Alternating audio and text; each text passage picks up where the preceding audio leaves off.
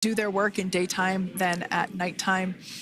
We'll see them rush in really quickly with a couple of fast boats as they begin the initial safety checks and sweeps of the Dragon capsule, while also retrieving the parachutes from the surface of the ocean. The recovery vessel, the main recovery vessel, will continue to make its way closer to the Dragon capsule. It is stationed a couple miles away from the actual recovery location, the splashdown location, for obvious safety purposes. So it takes a little while for that vessel to make its way over, but once it's closer, we'll have even better views of those recovery operations. And you may be wondering why sometimes we splash down in the daytime versus the nighttime.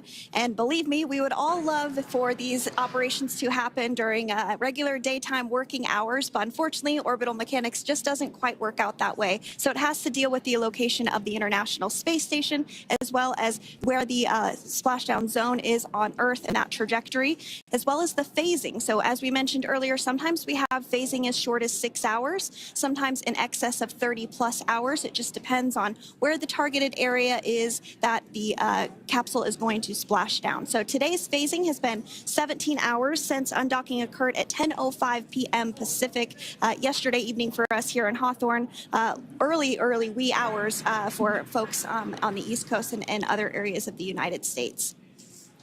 Yeah, but regardless of whether it's daytime or nighttime, the SpaceX recovery team has trained and practiced and rehearsed for it all. So regardless of daylight, they are really efficient with those operations. And but like you said, Sandra, it has been a minute since we have seen a daytime splashdown on a NASA SpaceX Crew mission. The last daytime recovery was on Crew-9, which was the debut flight for the capsule flying today, the spacecraft known as Dragon Freedom. And so, yeah, kind of a fun fact there in terms of the timing of that daylight splashdowns. Once again, standing by for more communication with the crew. The next event that we have coming up is the start of that period known as loss of signal. That is the period still expected at 2:44 p.m. Pacific time. This lasts for several minutes while the capsule is making its way through the Earth's atmosphere, the heat shield located at the bottom of the capsule, really doing all the work at that point in time in terms of using the atmosphere to slow the capsule down from its orbital speeds of 17,500 miles per hour. Our tablets are secure, restraints are tightened, visors down. We are configured for entry. Freedom, I copied. Tablets are secured, restraints are tight, and visors down.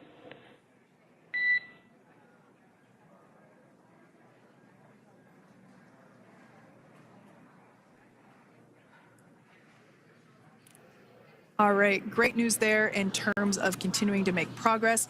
That back and forth communication we heard was just letting Core know that per their instructions, Crew-9 has now put away everything that was necessary in order to begin the re-entry, including those tablets that were located on their legs. Those are now stowed away. They've tightened that safety harness that we see there, and the visors are now down. So with all that being said, let's take a minute to meet our returning crew. U.S. Space Force Colonel Nick Hague is your Crew-9 commander. He was selected by NASA as an astronaut in 2013. This was his second spaceflight to the International Space Station and third launch overall. He spent 171 days in space with Crew-9 and has a career total of 374 days in space. During his mission, he completed a spacewalk with astronaut Suni Williams.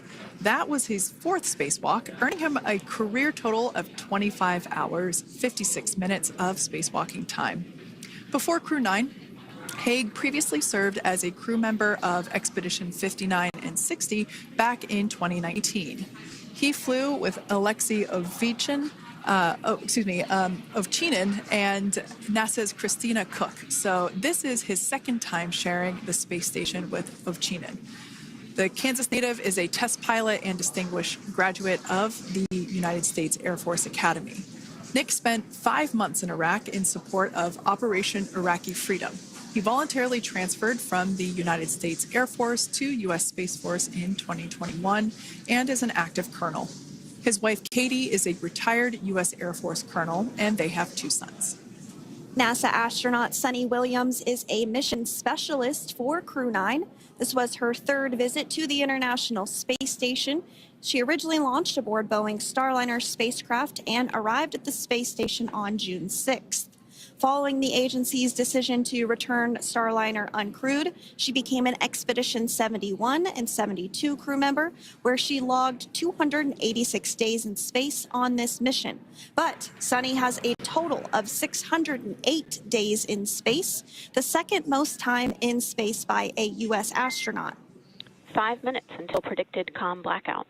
We'll see you on the other side at 21:51.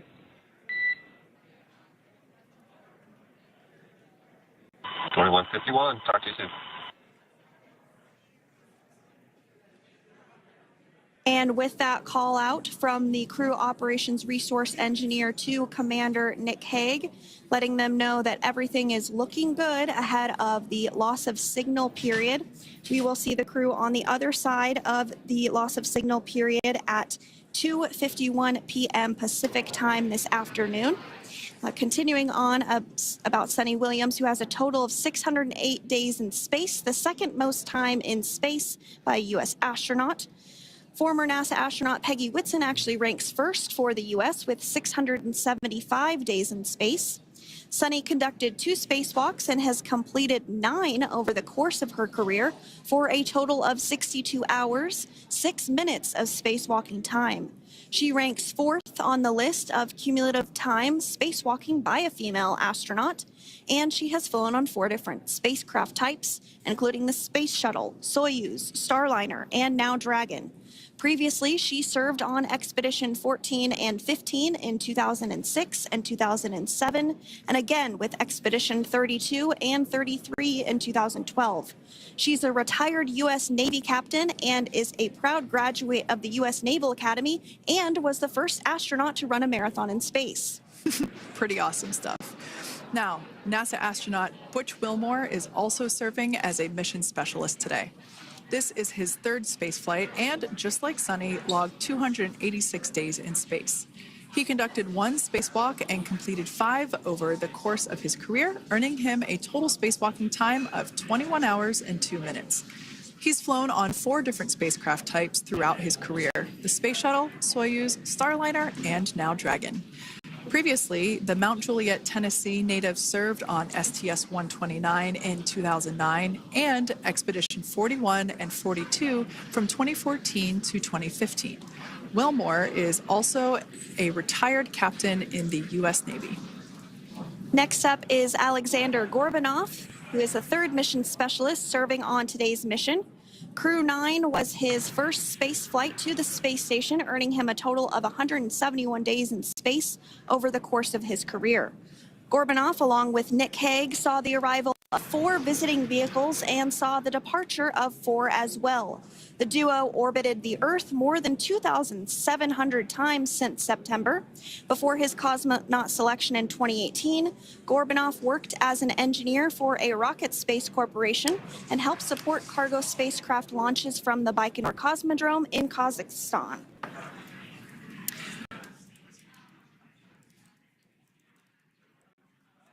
So if you are just joining us, we are continuing to bring you live coverage of Crew-9's return to Earth following their mission aboard the International Space Station, where they completed science and research investigations.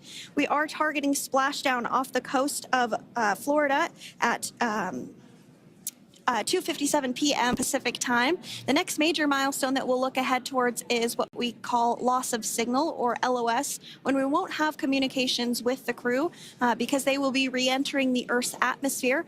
And during this process, there is plasma that builds up around that heat shield, so we are not able to communicate with the crew, but we are anticipating to regain communications with the crew at a short time from now at 2:51 p.m. Pacific time today.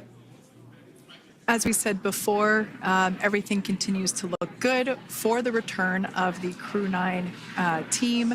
We are about to go into that period of loss of signal.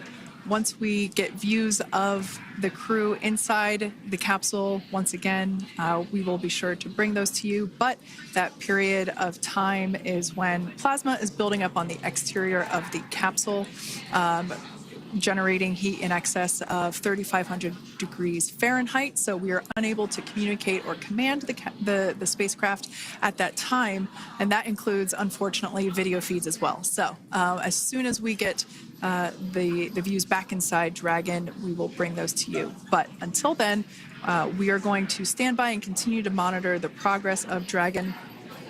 Like Sandra just said, we are anticipating the blackout period to begin at 2:51 p.m. Pacific time, 5:51 p.m. Eastern time.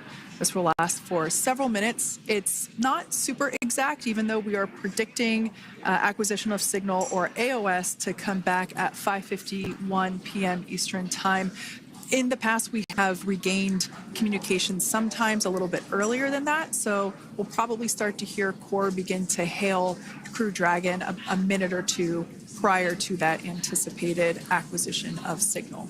But right now, Nick, Suni, Butch, and Aleksandr are seated in their seats inside Dragon Freedom. Their visors are down, and they have put away or stored the tablets they had located on their upper leg to monitor Dragon's progress. Now they will be utilizing the touchscreen displays, where the current operation and future operations will be displayed as they are able to monitor Dragon's progress continually. As I said before, Dragon is autonomous, meaning it is flying itself. So the crew stands by and monitors, and those touchscreen displays are what will be allowing them to do so and prepare for events such as parachute deploy. And while on board the International Space Station, Nick, Suni, Butch, and Aleksandr contributed to over 900 hours of science and research investigations, which is really the key purpose of the International Space Station. Now, the International Space Station is celebrating a major milestone this year, where they will be celebrating 25 years of continuous human presence in November. So if you're younger than 25 years, you've never known a day where there hasn't been a human living and working aboard the International Space Station, contributing to key science and research investigations that impact our lives here on Earth. There's research being done on Parkinson's, on osteoporosis, on cancer research, and a variety of other studies. Additionally, the microgravity laboratory provides a jumping off point for us as we venture back to the moon and onto Mars through longer duration space flights. One such example that the crew worked on during this mission was an alternative exercise device. In microgravity, the crew has to exercise for about 2 hours a day because they're not having the effects of gravity on their body. So to prevent bone and muscle loss, we counteract that with 2 hours of exercise per day. On board the International Space Station, they have 3 ways in which they can exercise. They have a bike, they have a treadmill, and they have a similar to a weightlifting machine that counteracts the microgravity environment. But a particular experiment that this crew tested out was a combination of all 3 of those in one smaller device. And this is really critical as we continue on to the moon, Mars, and beyond, because space is really important in spacecraft. So if we have something smaller that the crew might be able to utilize, that can potentially help us venture out even further into the solar system. So science is really the name of the game when it comes to the International Space Station. Some of the other science highlights that took place during this increment that are particularly interesting to me was we had the first wooden satellite that was deployed. This is a study to see if other materials might be more resourceful or renewable in space. So I'm really excited to see the results of that one as well. Additionally, we had a couple of spacewalks that took place to not only provide maintenance to the International Space Station, but also where we swabbed the outside of the space station near vents to see if any microbes that we all have microbes on us, to see if any of those could survive in the harsh environment of space, which again is very important for us to know and understand as we continue to the moon, Mars, and beyond. Very exciting stuff. Now, this point, we have now entered the communications blackout period for the Dragon spacecraft. This lasts approximately 7 minutes due to plasma formation around the spacecraft itself. During this time, no vehicle telemetry is received by mission control or the recovery team, and no external commanding of the vehicle or voice communication is possible. But as a reminder, Dragon is designed to fly itself. During reentry, the vehicle will be slowing down from orbital velocity, which is approximately 17,500 miles per hour. The top temperature that Dragon will experience upon reentry is 3,500 degrees Fahrenheit. This blackout period, as I said before, we expect it to last about 7 minutes today, concluding at 5:51 p.m. Eastern Time or 2:51 p.m. Pacific Time. We right there have our first view of Dragon Freedom coming home to Earth. And that view is from the WB-57, which is one of NASA's high-altitude planes that is tracking.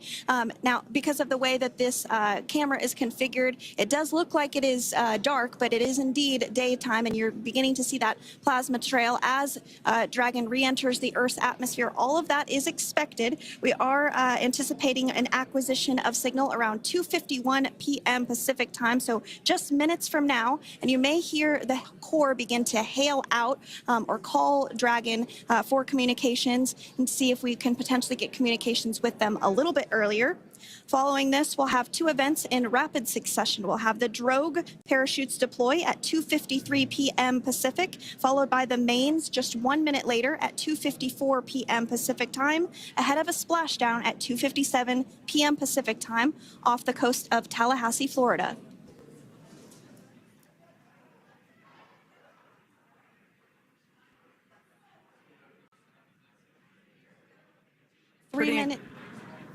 Pretty incredible views of the Dragon spacecraft making its way home back to planet Earth with the Crew-9 astronauts on board. Once again, this view is coming from the WB-57 plane. That heat shield we can see doing magnificent work as it works to... Freedom, SpaceX, Comcheck.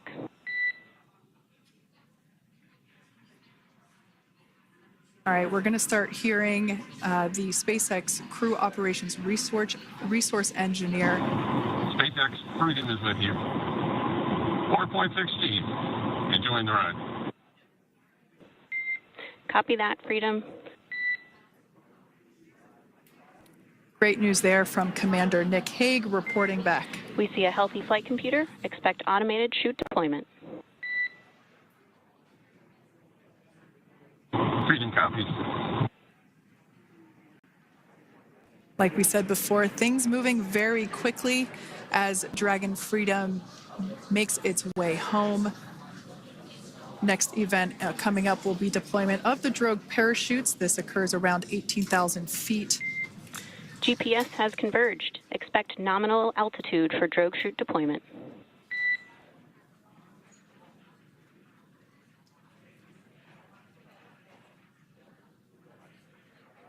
We're about 2 minutes away from deployment of those drogue parachutes.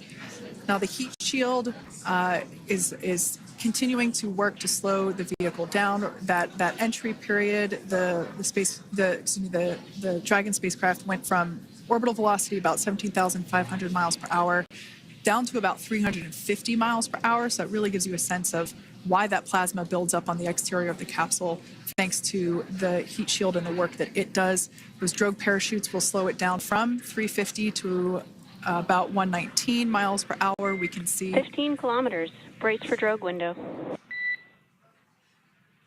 We can see seat rotation happening inside the capsule. Great to get those first views of our crew members. Once again, the capsules are going about 350 miles per hour when the drogues are deployed. Those drogue parachutes that we manufacture here in-house are going to slow the spacecraft down to 119 miles per hour. And that is when we will see the main parachutes deploy, and that occurs about 6,000 feet above the ocean's surface. And we are expecting drogue deployment at 2:53 p.m. Pacific, so we should see it any second now. And there you are getting a great view of Crew-9 inside Dragon Freedom as it returns back to Earth. We are awaiting the drogue deploys. This view coming from the WB-57 high altitude plane. And there you see it on your screen, drogue deployment. Drogue descent rate nominal. You can hear the crowd here. Visual on 2 healthy drogues. The crowd here very excited as Dragon Freedom continues to make its way back to planet Earth.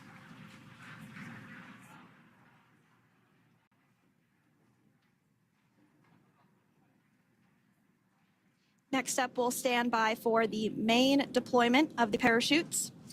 The mains are quite a bit larger. You'll be able to notice the difference on your screen once they deploy, and they continue to ensure that the Dragon spacecraft slows down even further.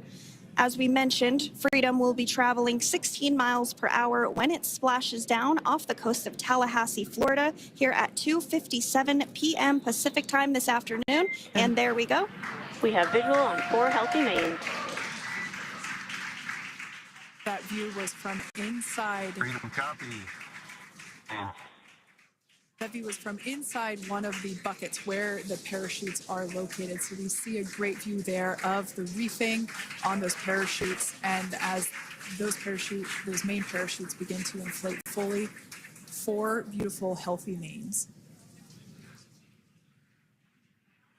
Now awaiting visuals of Splashdown. Thanks, Freedom. 1,000. We'll start to hear Commander Nick Hague. Copy 1,000. As we heard right there, Commander Nick Hague will be calling out the altitude of the Dragon capsule from here on out. Landing in water is simpler and provides more margin against unlikely parachute issues. You can see those parachutes continuing to slow the Dragon capsule down. And if you're just joining us, you're looking at 800 meters. a live view of Crew-9 just minutes away from splashing down off the coast of Tallahassee, Florida. Splashdown 2 minutes from now at 2:57 p.m. Pacific. We do have 4 healthy mains really doing the job there. Just breathtaking views of a calm, glass-like ocean off the coast of Tallahassee, Florida. Crew-9 just minutes away from splashing down. This is really such an incredible shot. That Copy 600. That was a live view from our recovery vessel, Megan, which is stationed a couple miles away from the splashdown site. We can see the crew there using their restraints as resting places for their arms.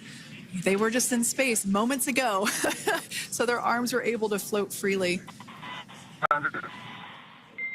400 meters. This is a gorgeous bluebird day here that we have for the splashdown of Crew-9. It's incredible to think that the Dragon capsule just minutes ago was going over 17,000 miles per hour, and now gently coasting to a soft splashdown. 200. Copy 200 meters. Brace for splashdown.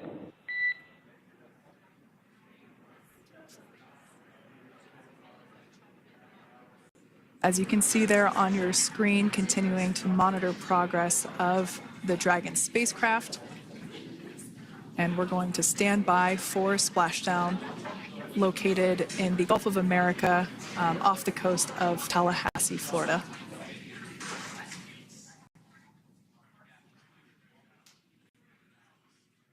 And splashdown. Crew-9 back on Earth.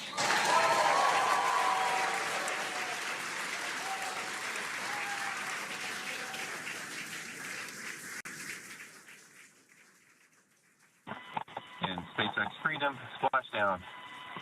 Good main release. Copy splashdown. We see main chutes cut. Nick, Alex, Butch, Suni, on behalf of SpaceX, welcome home.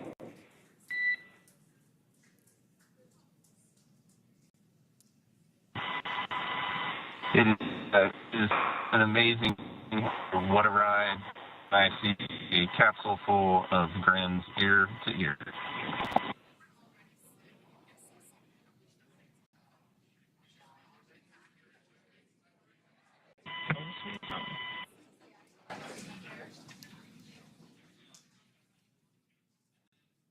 And as you can see on your screen, we have visual confirmation of splashdown.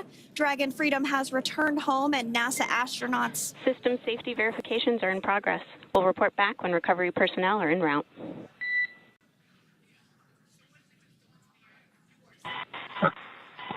Understand.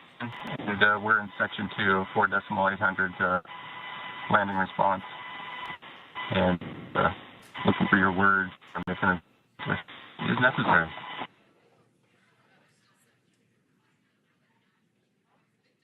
In the distance, we can see the recovery vessel making its way. Copy, you're in section 2 for the environmental assessment in 4.800. That is not necessary today. Understand. Raising advice. So we will continue to have communications between the Corps and Nick Hague, the commander of Crew Dragon Freedom, which just splashed down 2 minutes ago off the coast of Tallahassee, Florida. Dragon Freedom has returned home with NASA astronauts Nick Hague, Suni Williams, Butch Wilmore, and Roscosmos cosmonaut Aleksandr Gorbunov. They're back on Earth after approximately 17 hours of a return journey from space. The SpaceX recovery ship and team have been waiting for Dragon's splashdown, and they will now make their way to the splashdown location. The teams have been ready and waiting about 3 nautical miles away, so it's going to take them about 30 minutes or so to make their way and to SpaceX Freedom. Pretty sure we're in stable 1. Copy, stable 1. We see the same. It's going to take about 30 minutes for the recovery team to make their way over to Nick, Suni, Butch, and Alexander, who are still seated and secured inside that Dragon spacecraft there on your screen. Incredible views there of that thermal protection system, or TPS.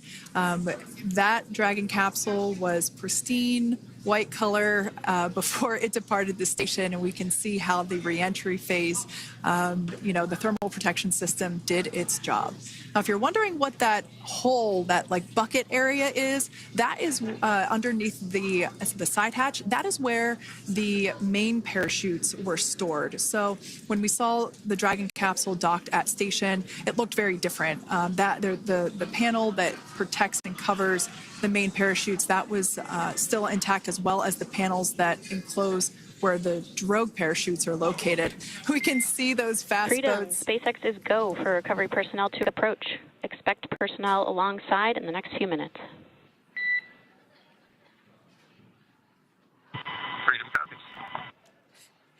We can see those fast boats. We weren't kidding when we said they were fast. While it does take about 30 minutes for the main recovery vessel to make its way over to the capsule, these fast boats will be doing a couple of things simultaneously.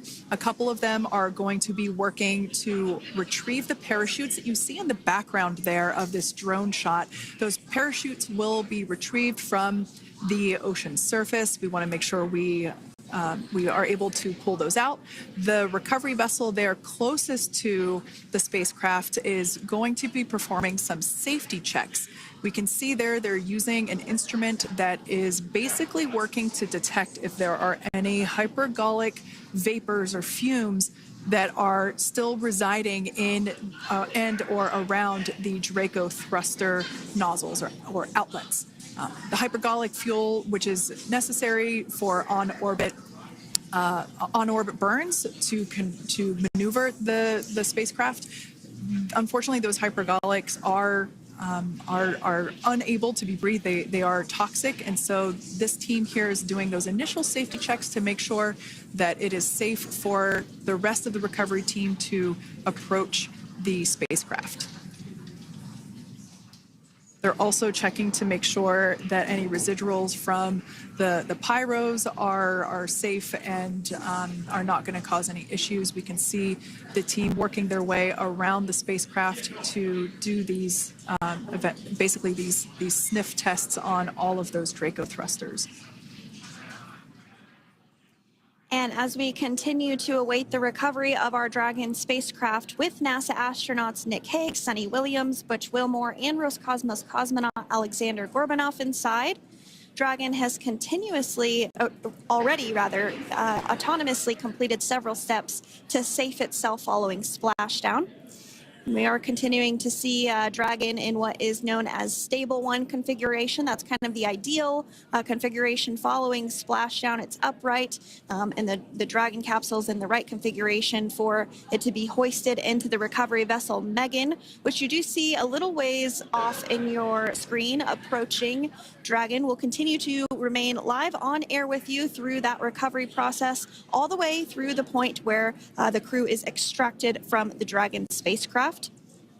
Now, if you are just joining us, the mission has gone smoothly so far. Dragon successfully splashed down off the coast of Tallahassee, Florida at 2:57 p.m. Pacific, 5:57 p.m. Eastern Time this afternoon.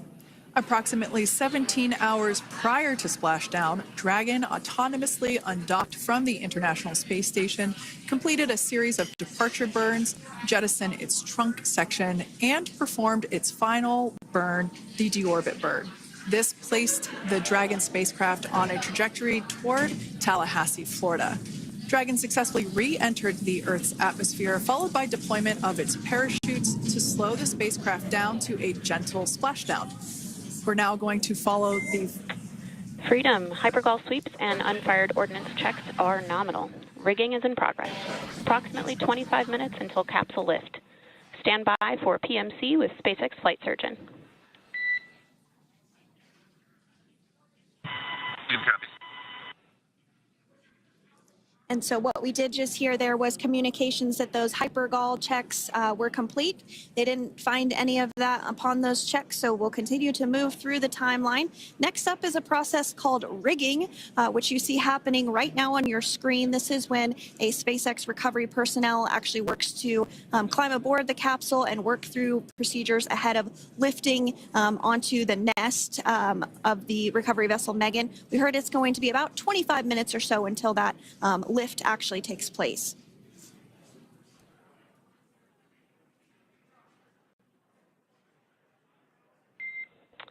Okay, Freedom, the next call will be from the SpaceX flight surgeon on Dragon to Ground Private. Understand. Thank you. callouts there indicating that the crew will have the opportunity to do a quick check-in with the SpaceX flight surgeon. This is standard procedure for every Dragon spacecraft when it returns to Earth. It's just an initial check-in, make sure everybody is doing okay. They will also have another check-in with the flight surgeon once they are on board that recovery vessel that you see there in the background. We can now see that SpaceX recovery team member.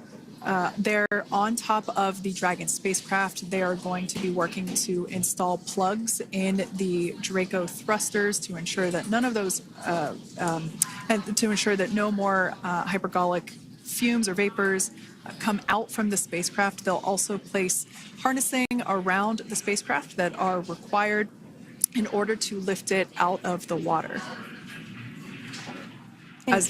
Go ahead, Sandra. Continuing to get some views of the recovery personnel, both the main recovery vessel Megan, as well as some of those fast boats that we've discussed previously. It looks like just a beautiful day there out off the coast of Tallahassee, Florida. Weather was pristine. We were able to get undocked from the International Space Station as expected at 10:05 p.m.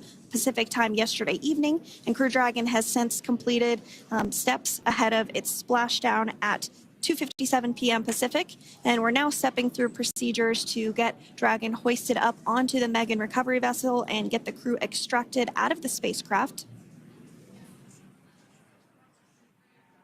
And you did see some of the parachutes that were near the spacecraft. Upon detection of landing, Dragon automatically releases those main parachutes to prevent wind from pulling the spacecraft.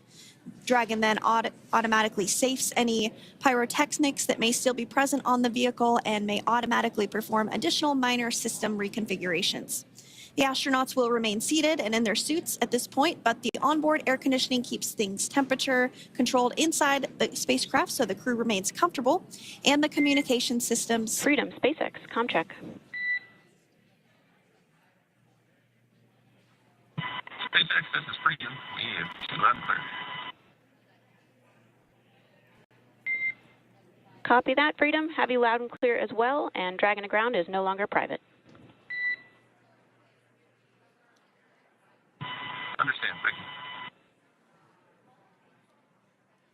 As we saw there on the screen, we have a couple of fast boats in the recovery fleet that have quickly moved into the splashdown location. They are being followed by one of the main recovery vessels, which will move into position upwind of the spacecraft. The two fast boats have very specific roles. Excuse me. The first approach is focused on immediate safety inspection, as we saw. They do this for spacecraft integrity and checking for any presence of those hypergolic propellant vapors. And this ensures that it is safe for the recovery vessel to approach Dragon. Once Dragon is cleared for full approach, as we heard is the case today, the team begins rigging the spacecraft for water recovery by the recovery ship. The second fast boat is responsible for parachute recovery and also serves as a redundant boat to the first one that makes the initial approach to the Dragon spacecraft. As we saw a little bit earlier, we were also able to see one of the recovery team members get on a jet ski to help gather up the parachutes that were automatically detached from the Dragon spacecraft upon splashdown. And it will take a little over 10 minutes for the recovery crew to complete their safety checks. Once complete, the team will begin preparing Dragon to be lifted, and as you see, they are preparing for that to take place at this point. As part of the preparation for this lift, one member of the recovery team has climbed on top of the spacecraft already, so they can attach Dragon's hoist rings and connect to the lifting lines. It will take us less than an hour to raise Dragon to the recovery boat and remove the crew from the spacecraft. After medical checkouts, the crew will return to land within 4 hours by helicopter. And if no additional medical assistance is needed, the crew will board a waiting NASA plane and depart for Houston.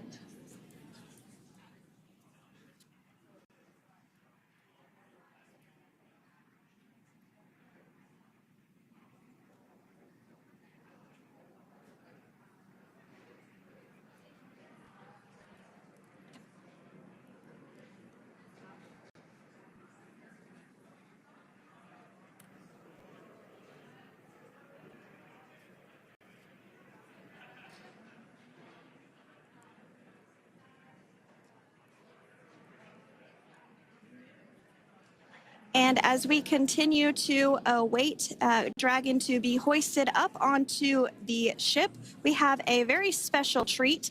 NASA Public Affairs Officer Jaden Jennings, who is actually on the recovery vessel and had a bird's eye view of the splashdown today. Jaden, how are you? How was the view from the recovery vessel?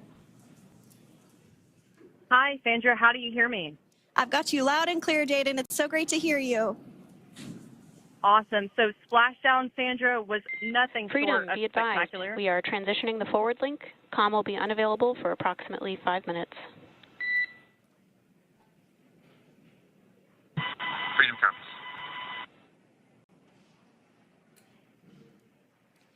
Thanks so much, Jaden. We did just have some communications letting us know that we'll have about a 5-minute period where we won't be able to hear from the crew. So please go ahead, tell us, how was the view from the recovery vessel? Absolutely. Yeah, I was mentioning earlier, Splashdown was nothing short of spectacular. And we were stationed about 1.5 nautical miles away from the splashdown zone and had great visuals here on the recovery vessel Megan. We actually saw a little of the smoke trail as the spacecraft was coming in, and then moments later we spotted those drogue chutes, and this was quickly followed by 4 healthy white and orange main parachutes. We then tracked Dragon all the way down as it slowly propelled into the ocean. And I think I speak for all of us on the ship when I say a new core memory was made today, and we are looking forward to having Crew-9 on board with us a little later.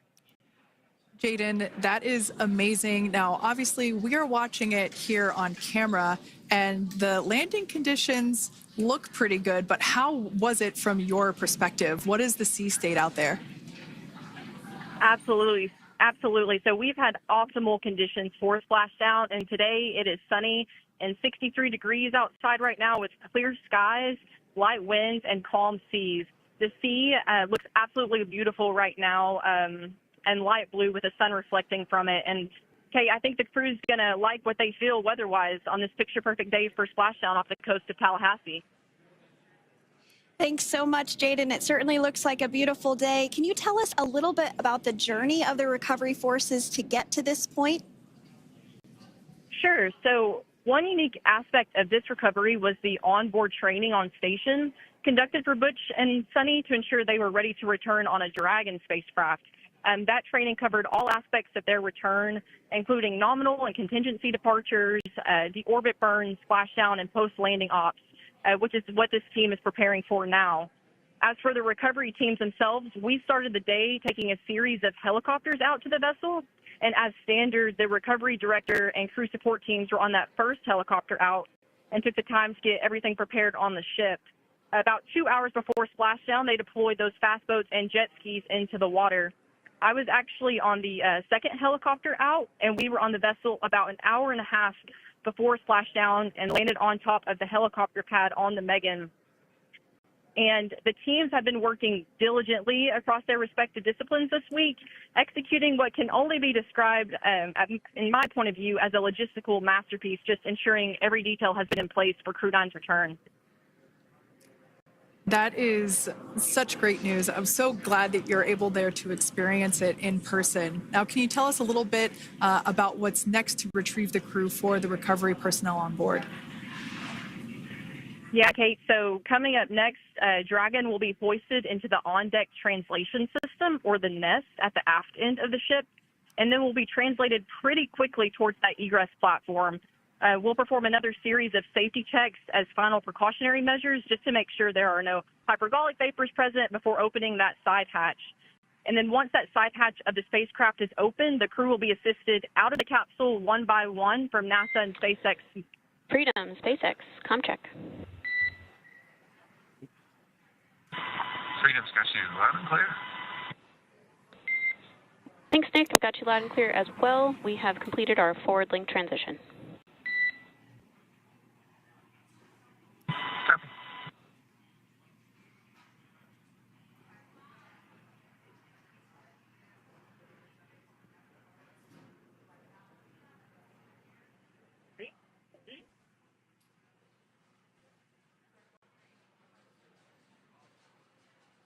And Jaden, if you did just want to go ahead and let us know what is next to retrieve the crew, we are continuing to get some great views on our screen, but I know you have an even better view yourself.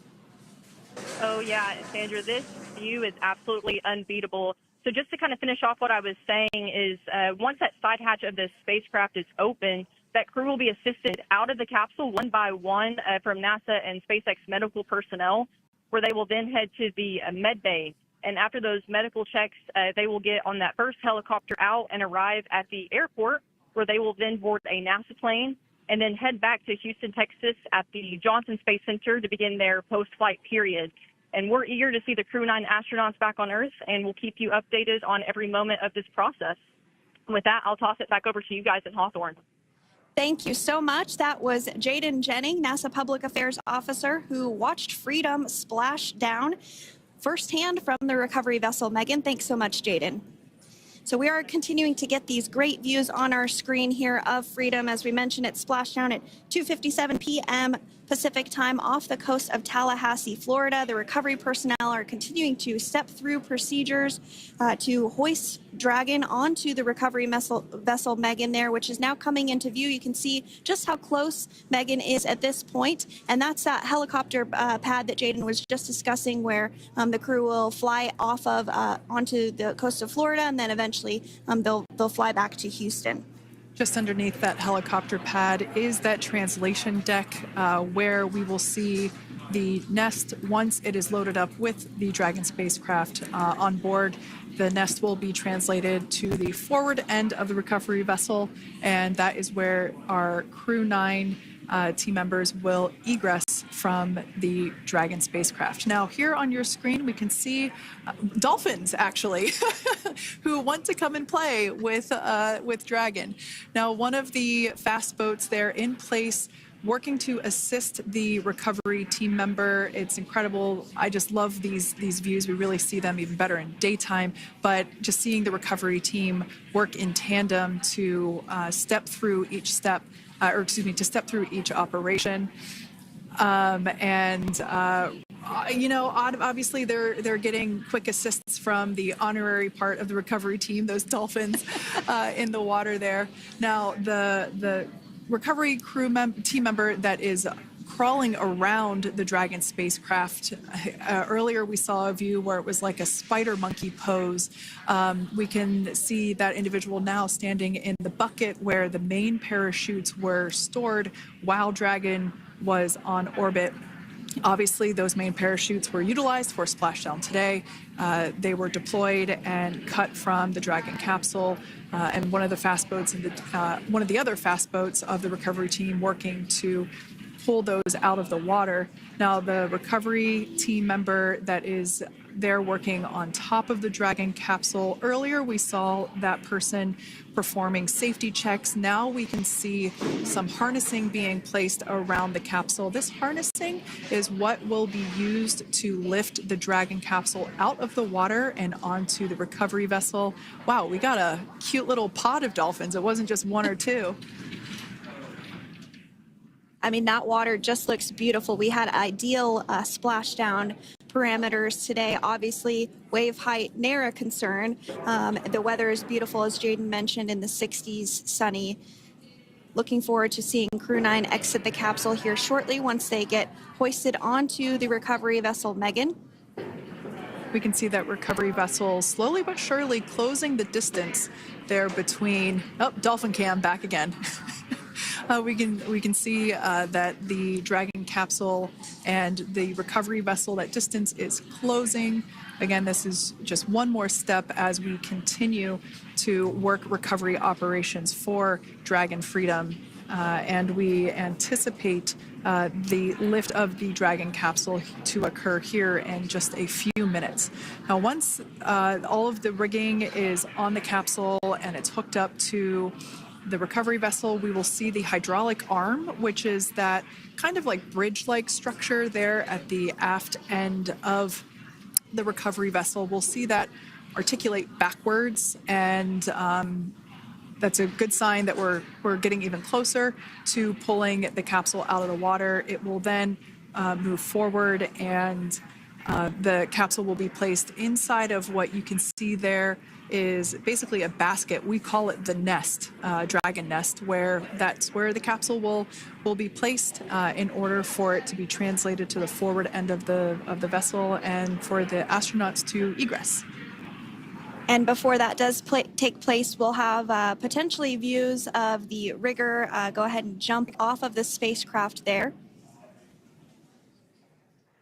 That typically occurs when the spacecraft is a little bit closer to the recovery vessel, and we usually get a really good view of that particular operation from one of the onboard cameras from the recovery vessel.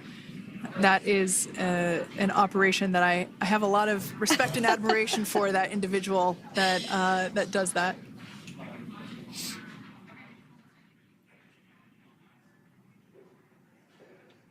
So again, Dragon continuing to get closer and closer to the recovery vessel Megan. You see some of those ropes now coming into view as well. If you are just joining us, Crew-9 splashdown off the coast of Tallahassee, Florida at 2:57 p.m. Pacific time with NASA astronauts Nick Hague, Butch Wilmore, Suni Williams, and Roscosmos cosmonaut Aleksandr Gorbunov.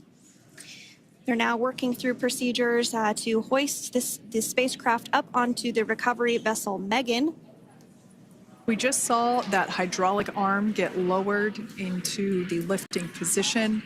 That arm will be the mechanism that is utilized to lift Dragon up and out of the water and into the nest located there at the aft end of the recovery vessel. And the recovery vessel being used today is, as we mentioned multiple times, is named Megan, but that's actually after NASA astronaut Megan McArthur, who flew on Crew-2 a couple of years ago.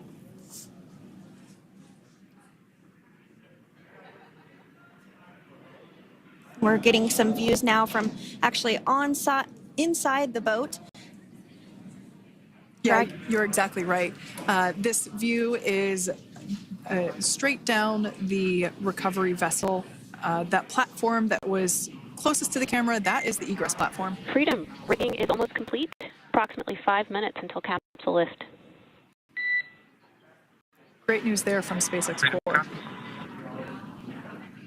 So about 5 minutes left until we see Dragon Freedom get lifted out of the water. That hydraulic arm, as I said before, is the mechanism that will lift it. It's quite swift, actually, the whole process of getting the spacecraft. Brace for capsule lift. Bracing. There it goes, Dragon Freedom being lifted out of the water and onto our recovery vessel, Megan.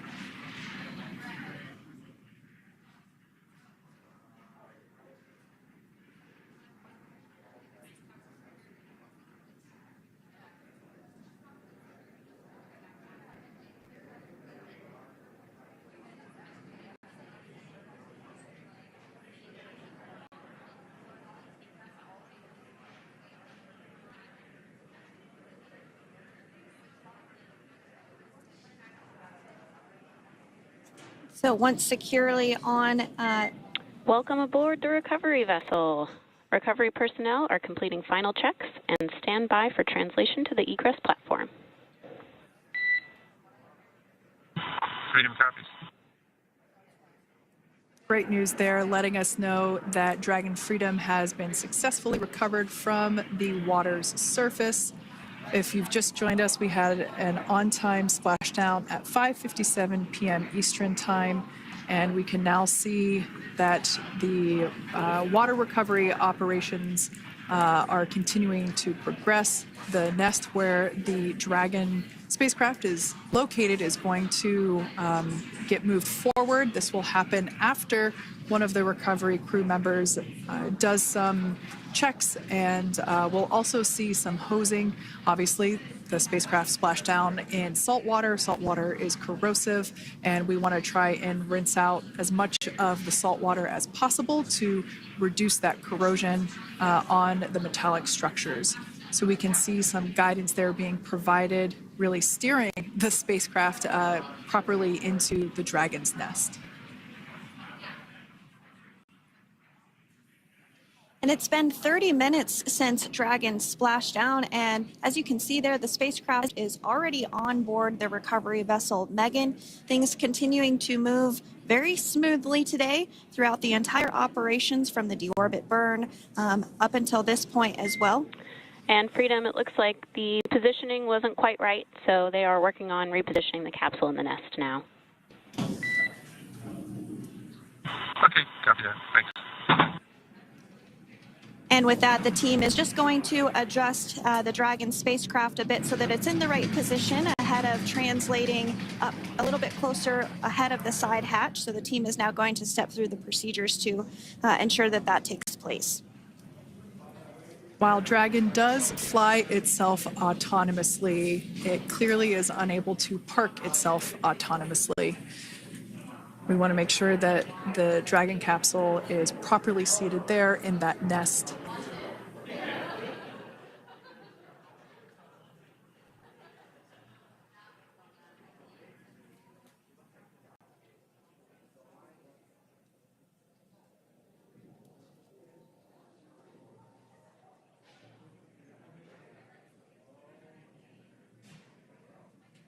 Once Dragon is fully seated in the nest, we'll probably see a bunch of that salt water come out from the bucket there located underneath the side hatch. See some salt water splash out. As I mentioned before, one of the recovery team members will begin hosing down the exterior of the spacecraft.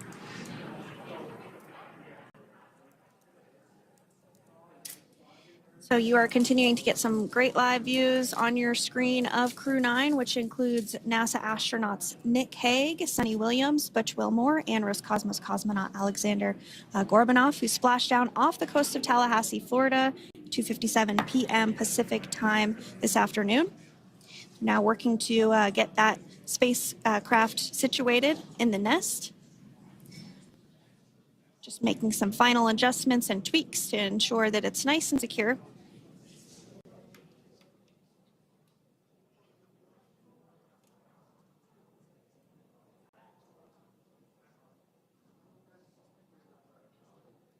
Once the spacecraft is seated and secured and oriented correctly in the nest, Dragon will be moved into the hangar located underneath that helipad that we saw earlier from the aerial views during recovery. All right, Freedom, looks like you are settled into the nest now. Team is working through hypergol sweeps. Copy all.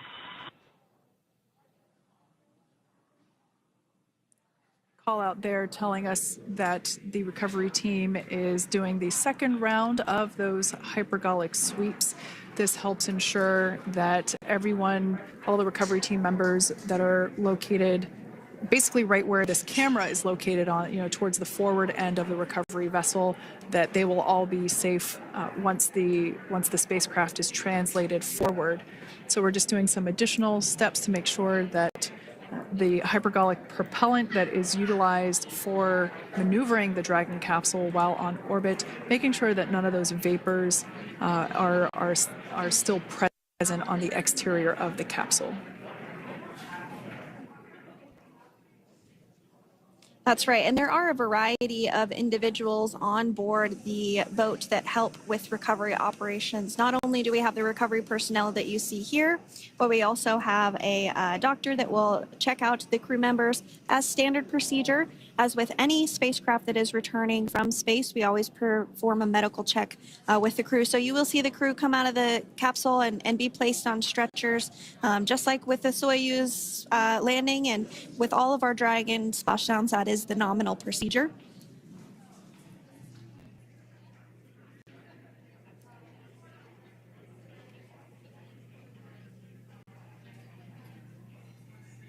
We'll stand by to see Dragon Freedom translate or scooch up a little bit closer to the camera angle that we're seeing right here. And then teams will step through procedures to get that side hatch opened. You see it right in the dead center of your screen there. It's kind of that rectangular shape. It has not been opened since Crew-9, which included Nick Hague and Aleksandr Gorbunov, launched back in September from the Kennedy Space Center in Florida. So that will be the very first time that hatch is opened. Once docked to the International Space Station, crew enter through the top hatch, which was where the nose cone is now closed. That's the hatch that they actually utilize to go ahead and get inside the International Space Station.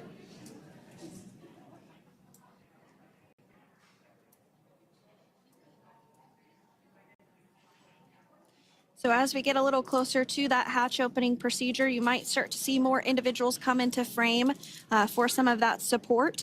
The ship has a maximum capacity of a little over 40 people on board, and it takes a variety of different roles, as we've discussed, to support. Also on board is the chief of the astronaut office for NASA, that's Joe Akaba.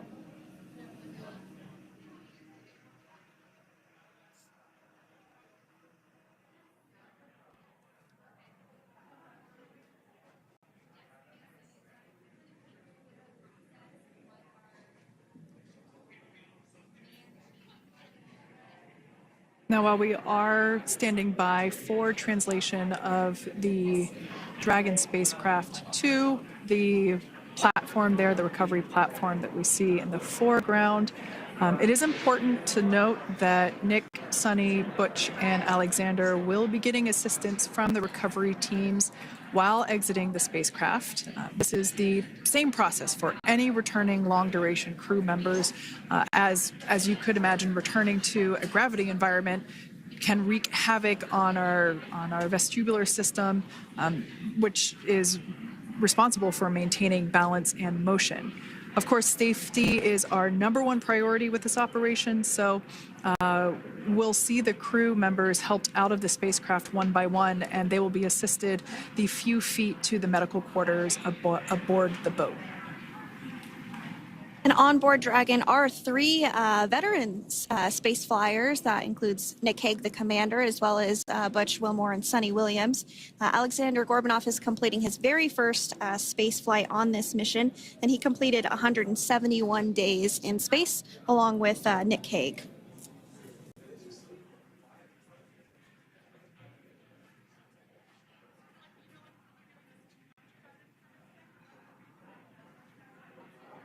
For those of you that have just recently joined us, well, I would encourage you to hit that rewind button and go back a few minutes. It was a beautiful splashdown of Dragon Freedom with the Crew-9 cohort on board. They had an on-time splashdown at 5:57 p.m. Eastern Time, 2:57 p.m. Pacific Time. We can see that the spacecraft... Freedom translation is in progress. Copy, and seal it. We can see that spacecraft was successfully recovered from the ocean surface and is now being washed with fresh water, as obviously they splashed down in salt water. So we're trying to rinse off as much of that salt water as possible. And we can see the spacecraft continuing to move closer and closer to that recovery deck. Freedom, the crew is working on side hatch opening now. Expect hatch open in about 2 minutes. Okay, copy that. And Kira, just wanted to say that you guys, you and the team did an awesome job, both uphill and downhill. Just really, really impressed. Thank you. Thanks, Nick. It's been an honor. This is a pretty exciting moment coming up. We are working to open the side hatch. One thing that may not be obvious from, just looking at the spacecraft here is that this side hatch that we're about to open, the last time it was open was when this spacecraft was at the launch pad. This side hatch is what is used for initial capsule ingress and final capsule egress, but all comings and goings from the spacecraft while it is on board the space station are from the forward hatch, which is located at the top of the spacecraft under that nose cone. So this is a pretty exciting moment because it will be the crew's first breath of fresh air since boarding their ships at the start of their journeys last year. And the very first person that will have the opportunity to say hello to the crew once that hatch is open is a SpaceX medical recovery personnel representative. Then we'll see procedures take place to remove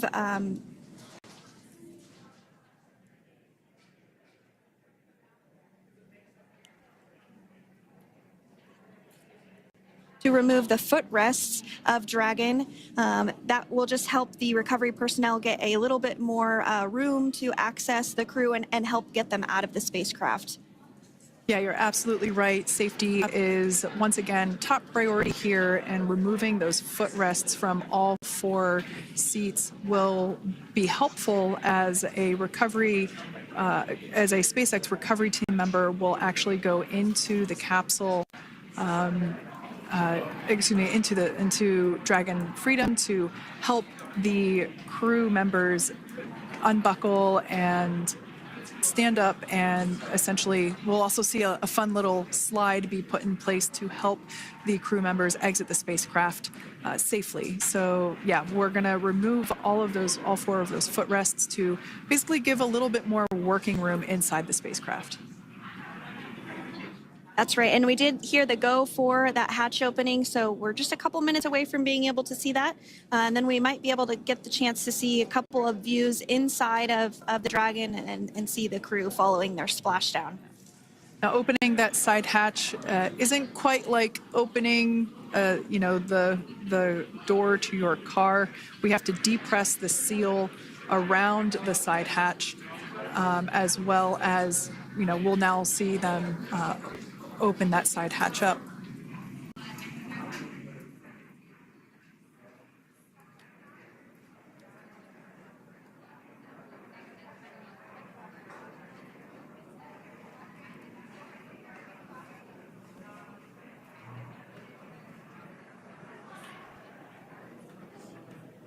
And there you have it. The side hatch is open for the first time since September.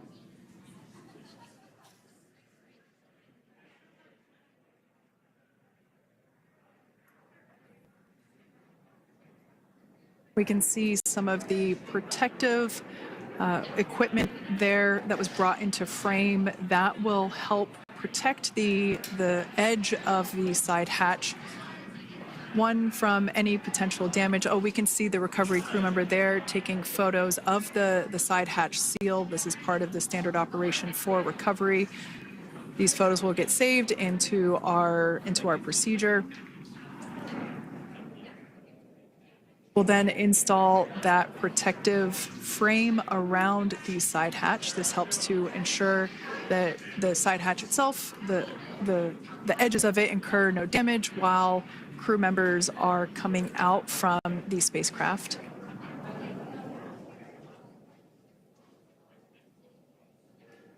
If you missed it, there was also a recovery team member that went inside. So there are now 5 people on board the Dragon spacecraft.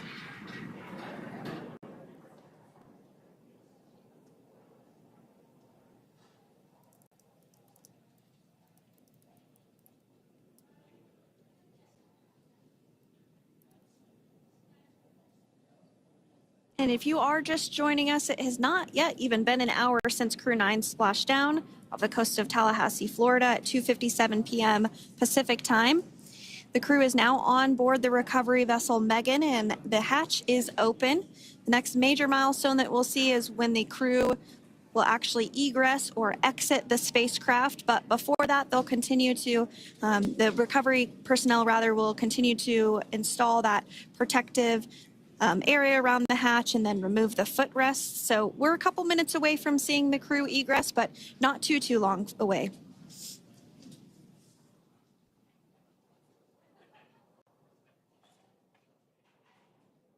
We'll probably see those footrests being handed out here in the near future, as I mentioned before. Oh, of course, we got to get a well-documented photo of the moment. Although we can't see it from here, I'm pretty sure there are 4 smiles on board right now.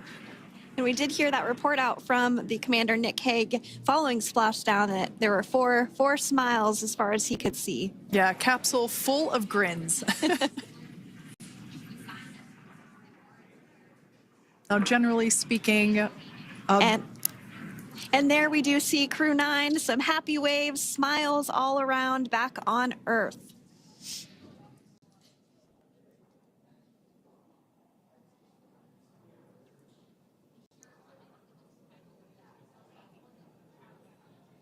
generally speaking, we have the individuals in the 2 center seats of the spacecraft exit first. You might hear us refer to this as the exit process as egress. It's just another term for exiting the spacecraft. Generally speaking, we most of the time have the 2 center seats egress first, as it makes moving around inside the capsule a little bit easier.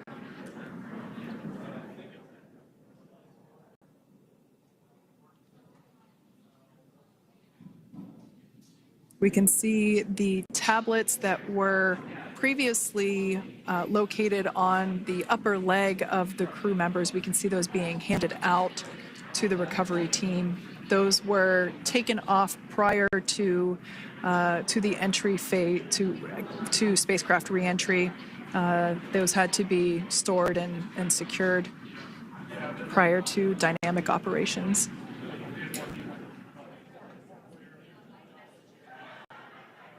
It looks like we are starting to see the footrests also be removed. I just saw one there on the screen. There are 4, of course, 1 for each crew member.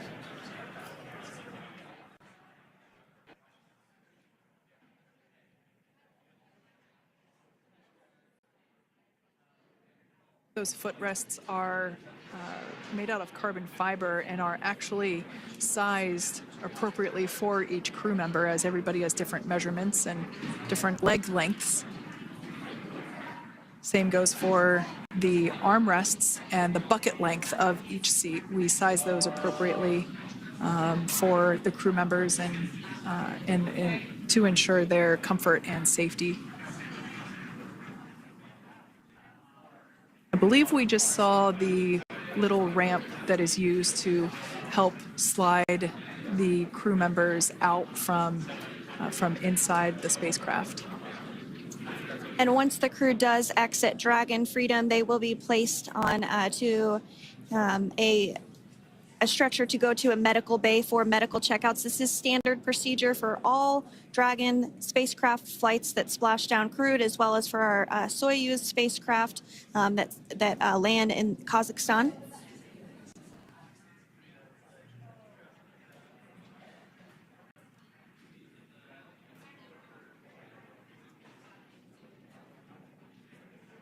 We could see the exterior of Dragon Freedom quite clearly in this shot, and it's such a beautiful sight. I personally prefer the capsule when it has some of that charring from atmospheric reentry. It is the signature sign of a capsule that has returned to Earth.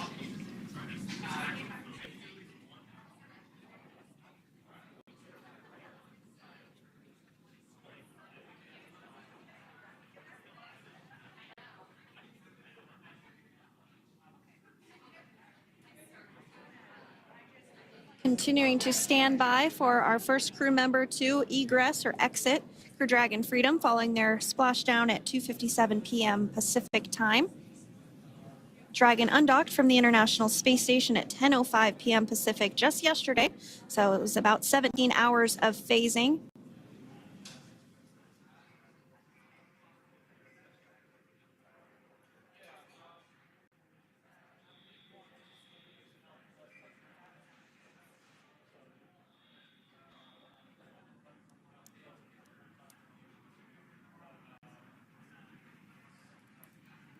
And while on board the International Space Station, Crew-9 contributed to 900 hours of science, over 150 research experiments and investigations, making great use of the microgravity lab of the International Space Station, which celebrates 25 years of continuous human presence this November.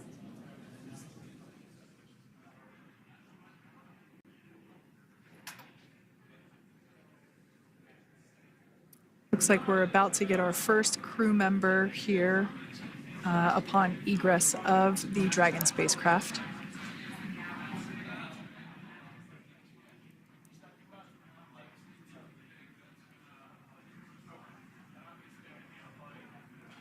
So we are standing by for that egress. Outside of Dragon, you do see one of those stretchers. This is the expected procedure as the crew will be taken to medical facilities following their exit from Dragon.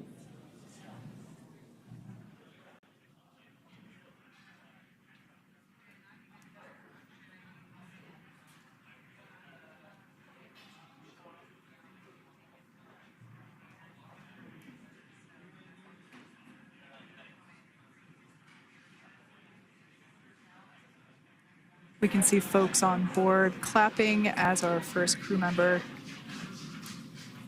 And that is NASA astronaut Nick Hague, commander of Crew-9, now out of Crew Dragon Freedom. Some smiles, thumbs up, and a wave. Can't get any better than that. Yeah, that is one happy camper, that's for sure.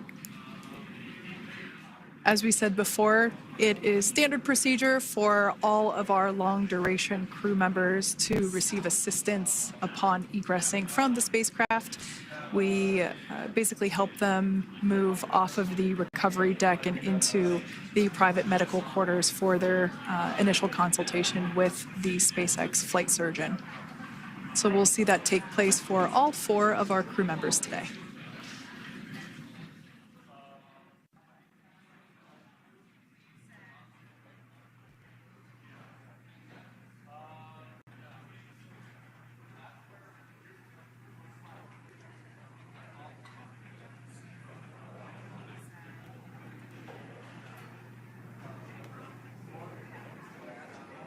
And we are standing by for the next crew member to exit Freedom.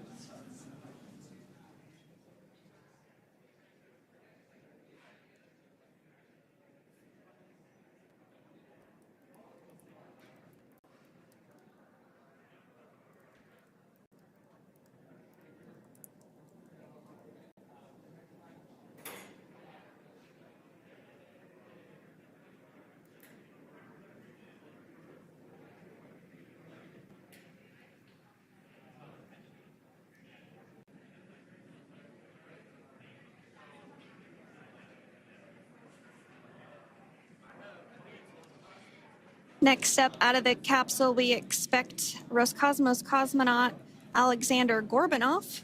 His first space flight. Spent 171 days in space alongside NASA astronaut Nick Hague.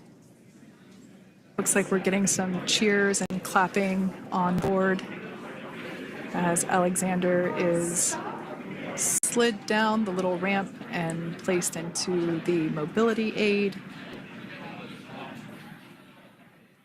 Once again, big smile.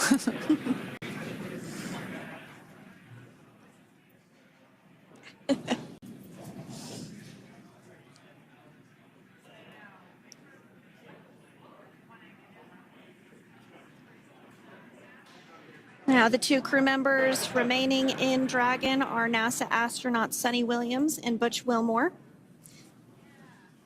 They completed 286 days in space. One of the remaining footrests being removed from the Dragon spacecraft.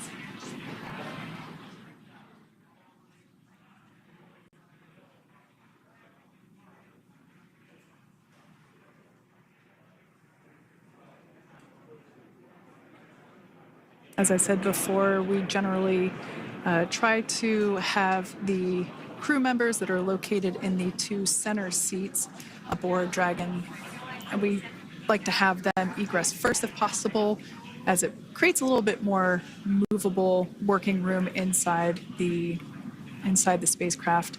There is a recovery crew member inside that is helping all of our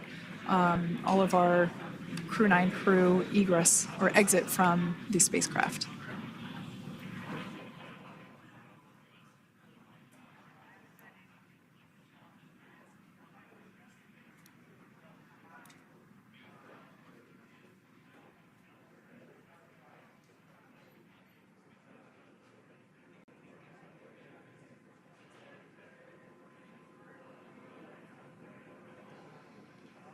We are standing by for the next crew member to egress or exit Crew Dragon Freedom following the splashdown not even an hour ago at 2:57 p.m. Pacific time.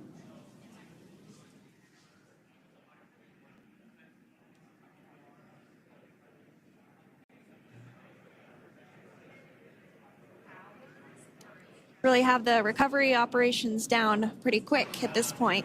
Yeah, it's pretty incredible to think that, just 5 years ago when we were doing the initial demonstration missions of the Dragon for Crew Dragon, that now we're under about 30 minutes for, to retrieve the spacecraft from the water, and just several minutes here while it's been on board, and to get everyone, really to get that side hatch open.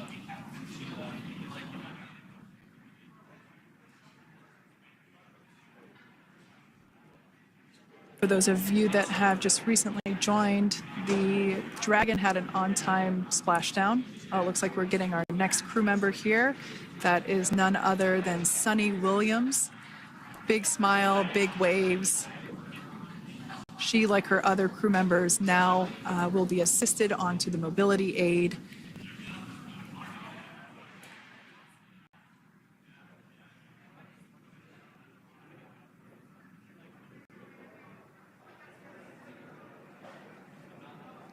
There we have it, some waves, some thumbs up, and some smiles. Definitely seems to be a theme among all recovery operations. Absolutely. And of course, that leaves NASA astronaut Butch Wilmore inside Dragon in seat 4.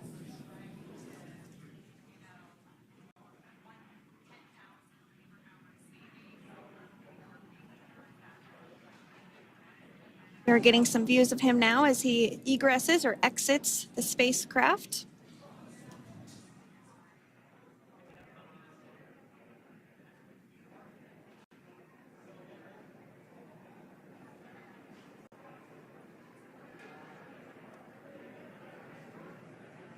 Once again, some elation and cheers there from Butch Wilmore. As we mentioned before, returning to Earth coming from a microgravity environment can wreak havoc on the body. So it is customary and just standard procedure for all of our long-term space residents to get assistance once they are back on board the recovery vessel.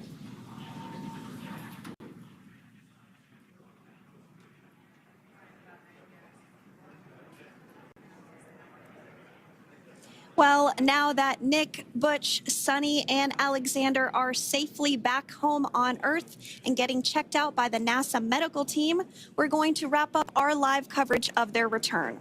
The Crew-9 mission began a little differently than usual since Butch Wilmore and Suni Williams were already aboard the space station when Nick Hague and Aleksandr Gorbunov arrived on the Crew-9 spacecraft in September.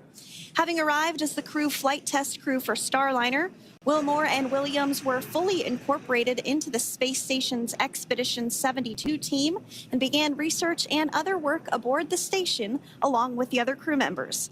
Williams commanded the orbiting laboratory for much of the expedition. After a successful liftoff and separation from Falcon 9, Nick and Alexander made a short flight on board Dragon to the International Space Station. Veterans of long-duration space station missions, both Williams and Wilmore conducted spacewalks during their 9 months in space. Like all crews on the station, Crew-9 had the ability to leave at any point had there been an emergency. With their full-duration mission coming to an end, the crew began packing up their personal items for their return to Earth about a week ago and worked through tasks and shared lessons learned with Crew-10 teams as they arrived a few days ago. Their journey home began about 17 hours ago when they closed the forward hatch to Dragon and undocked from the space station at 10:05 p.m. Pacific, 1:05 a.m. Eastern. After 4 successful departure burns and a phasing burn to line up their orbit, Nick, Butch, Suni, and Alexander rested for a few hours before waking up to prepare for re-entry this morning. We jettisoned Dragon's trunk and performed our final on-orbit maneuver, the approximately 7.5-minute-long deorbit burn, and that occurred at 2:11 p.m. Pacific, 5:11 p.m. Eastern Time. And that sent Dragon on its path home.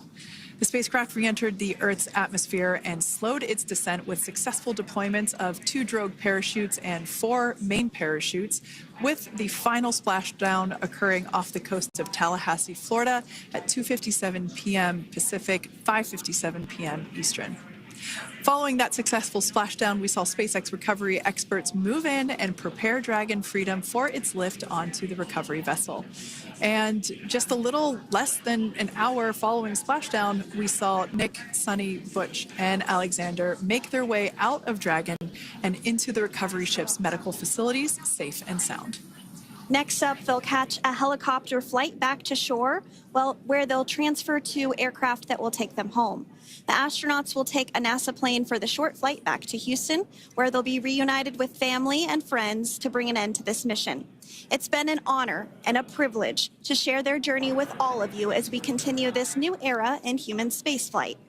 Return today marks the end of the direct handover we executed after successfully launching the Crew-10 mission to the space station just last week on Friday, March 14th. Thank you, as always, for joining us for tonight's coverage of the splashdown of Crew-9. Remember to follow SpaceX on X and NASA online and on social media for updates for the very latest on crew and cargo flights to and from the International Space Station. And we'll continue to share the progress of Nick, Suni, Butch, and Alexander on social media as they travel back home. We do also have a post-splashdown media briefing coming up at approximately 4:30 p.m. Pacific, 7:30 p.m. Eastern, where